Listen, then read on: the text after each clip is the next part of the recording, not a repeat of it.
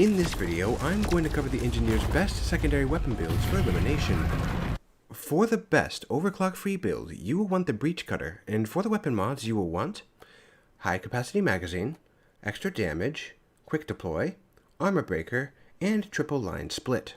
Also, for the best overclocked version, both lightweight rounds and stronger plasma current are good choices.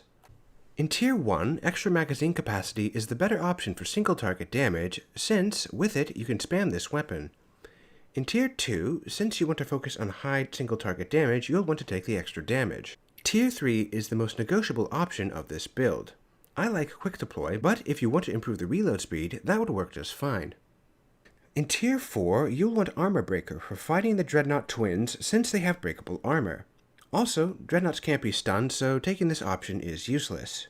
And in Tier 5, Triple Line Split makes this weapon strip armor more effectively, and it makes this weapon a little easier to use. This next build is a favorite in Deep Rock Galactic, and that is the grenade launcher with the hyper-propellant overclock. For the build, you will want double extra ammo, armor breaker, homebrew explosive, and spiky grenade.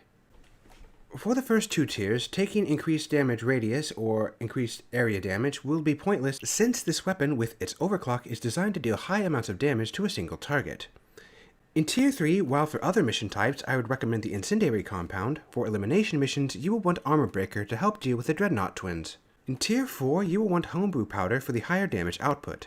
Stun would be a good pick for other mission types, but Dreadnoughts are immune to stun. In Tier 5, you will want Spiky Grenade for the extra damage output. Proximity Trigger will make this weapon not really work because it will make the projectile explode before it directly hits the target, meaning you lose roughly 80% of your damage output. Disabled Inertia Inhibitor can make it a little easier to hit enemies at a distance, but the overall damage output of Spiky Grenade is better.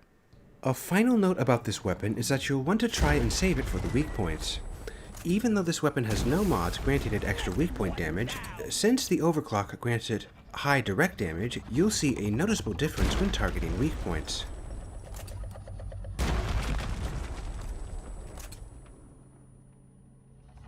For the next build, we are going to go over the Shard Diffractor.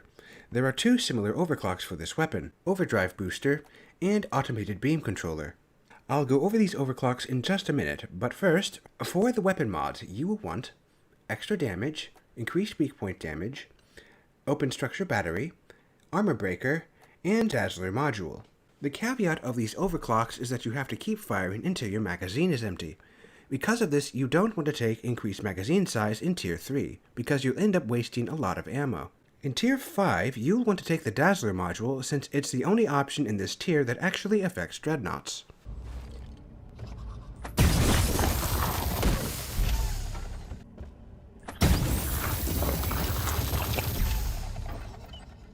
As you can see from these examples, the damage output of Overdrive Booster is greater than Automated Beam Controller. I also like how boosting with this weapon is an option that you can switch on and off. Because of this, I give the edge to Overdrive Booster. However, Automated Beam Controller is still a good choice since it gives you an extra 100 ammo.